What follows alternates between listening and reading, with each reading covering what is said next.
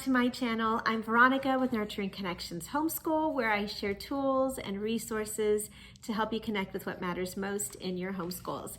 Now today I am sharing a Term 1 update, sharing what's working for us, what changes we've made, what planning tools I've been using, and how I've made it all work. So I'm gonna go ahead and jump right in. Now what I'm using to plan everything out is my homeschool bucket planner. Now this is something that I have taken you step by step through in some previous videos under a series called Connect with What Matters Most.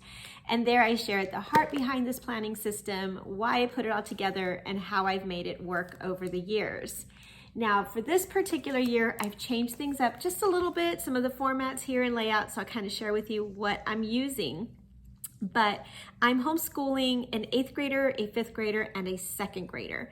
And so trying to kind of map that out has been quite the challenge, but where I've landed is having a general group study time. We've held on to that.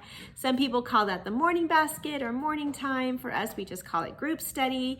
In that particular time, we target all of our group subjects together. So that's discipleship, social studies, history, geography, science, life skills, creative arts, and PE and health.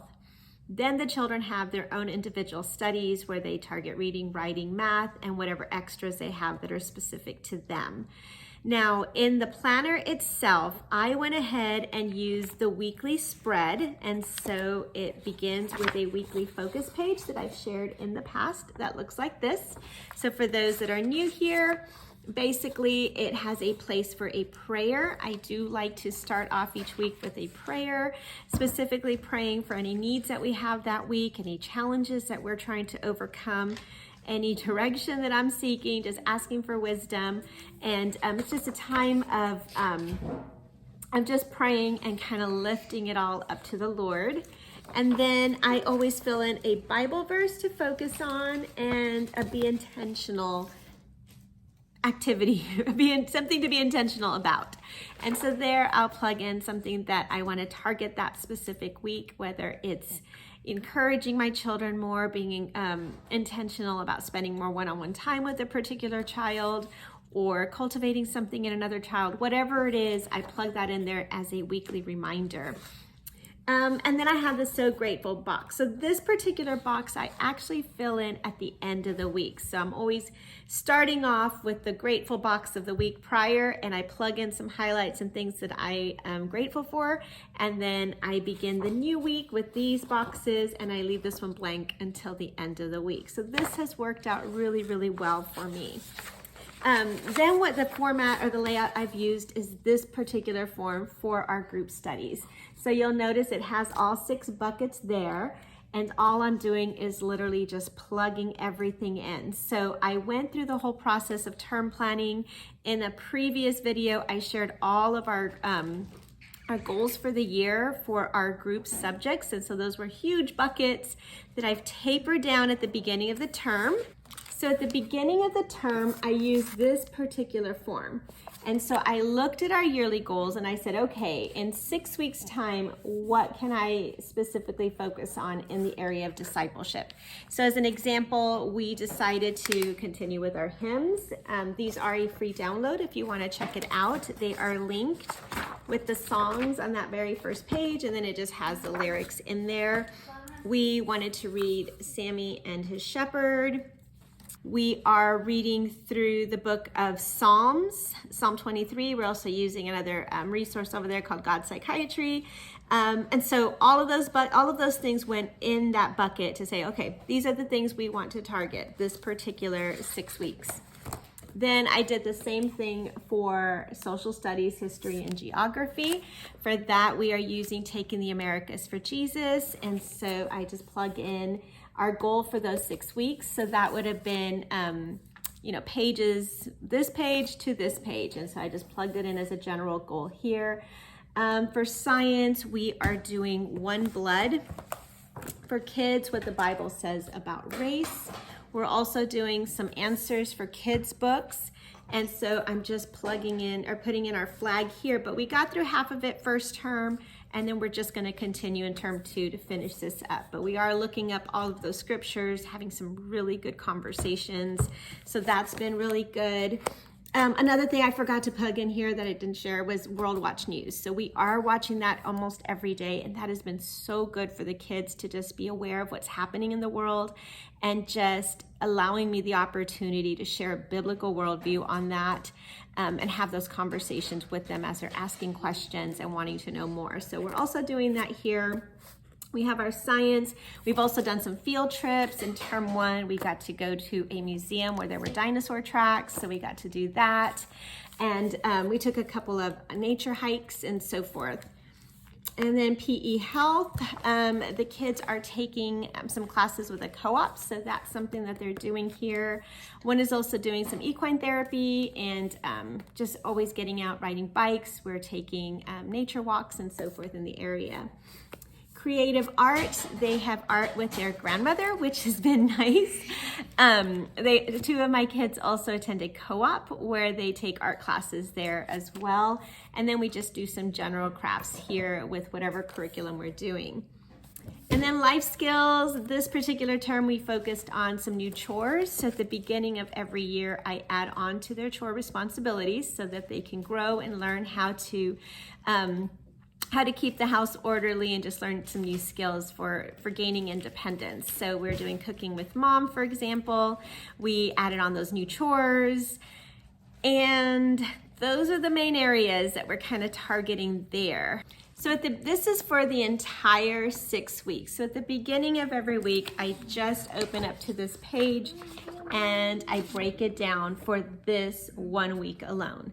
And so I may plug in, for example, 1 blood for kids. I will put it 3 times here if we're gonna hit it 3 times during the week. And then the specific page numbers that I wanna do each and every time.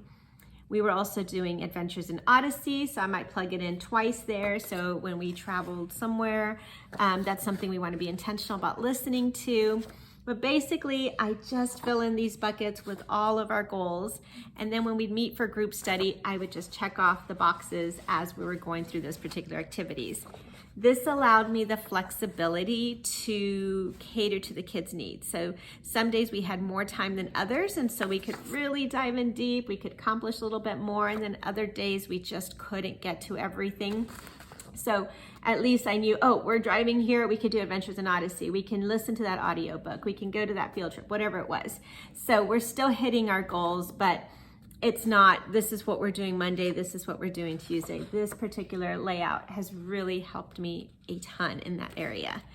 Now, for the independent studies, for my 2nd grader, I'll start there. I am continuing with this particular agenda. And so it's a little different every single day, but we just work our way through. A big change that I am making for my 2nd grader is going to be in the area of history. She has actually really enjoyed our history lessons that I'm doing in our group study. And even though I've said go and play, she's like, nope, I want to listen. So I've decided to let go of Heart of Dakota, which is what we were doing in this particular time, and to replace it with 5 in a row. So 5 in a row is such a sweet curriculum. I can share more if you're interested in learning about it, but I did it with my older 2 kids when they were little, and it was just such a sweet time. And we decided to give it a shot. This past week, I created a lab book for her that I'll try to put on the website soon as a free download. And we just had a great time. Hold on. So we read through the story. You can see here, we did all the not all, but most of the activities in the actual book itself. And so I just created this lap book. This was for the palette of colors for different events. This was facial expressions. The Appalachian region, so just the culture of that area, the mountains themselves. So just a number of activities. I'm just going to kind of pause there for just a bit. But we also did some geography in there. So it was just such a sweet time, and we just want to continue with that. So we're going to do that in place of history this year and see how it goes. It's something that is specific for her, and she loves it, and I love it, and we're just going to have a blast with that. So that's what she's doing My older two kids are still working, oh goodness, his son, are still working with their checklists. So they have individual subjects that they're doing, and they have their checklist that I've shared in the past. Let me get that out. So my older two have these homeschool notebooks, and they have their checklists in there. As you can see, it gets kind of messy, but they just check it off each day. Now what I wanted was a way to keep track of that, because as you can see, this is their tool and it gets kind of messy and so forth. So I've been using this particular layout here. So I just put my older child reading, ELA, and math, and extras, my other child reading, ELA, math, and extras, and then this is for my second grader. So when my second grader gets through her whole agenda, I just put a check mark there. I know we've covered everything, we're good to go. But for my older two, I leave this completely blank at the beginning of the week. So the only thing I'm filling out each week are these buckets here. And when I'm grading their specific work, then I'm plugging in the lesson. So lesson 33, lesson 34, drills, whatever it is, then I'm plugging it in after the fact. So it's more of just a record keeping tool. They're just doing the next thing. They have all of their assignments in here. And so this is just for me to log that in an easy way. I'm not having to take a ton of time planning it all out because I've already done the planning here. But I'm recording it when it's applicable and I've been able to grade it. So this has been working out great. The kids have their reading, ELA, math, and then they do have some extras that they pick each day. So they pick 2 a day. So as an example, my daughter can pick typing, we have piano on there, health with mom, art or American Heritage Girls. They have cursive handwriting there and an additional science activity or lesson. So we are using Apologia for 5th grade and Ace Paces for 8th grade. So that's been kind of the general setup, and that has worked out really, really well. We're not changing any of that just yet.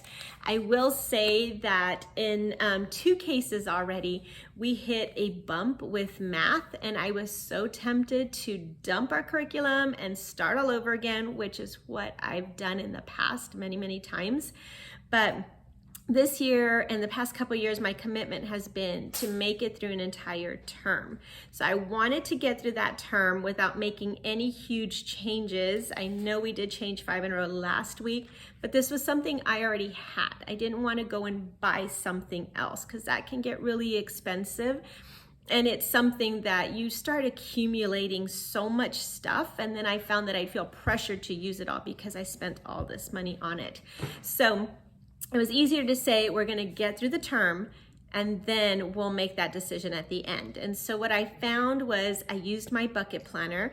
I looked at our math goals, and when I found the area that was hard, instead of saying, oh, let's just scrap that curriculum, jump to something else, we just targeted that one area. We downloaded some activities and practices. We had some workbooks from the past from when I would buy a ton of stuff, and we pulled out those pages that were specific to those concepts, and then we just let them work through them, catch up, fill in that gap, and move on forward. So that has been a huge help as well.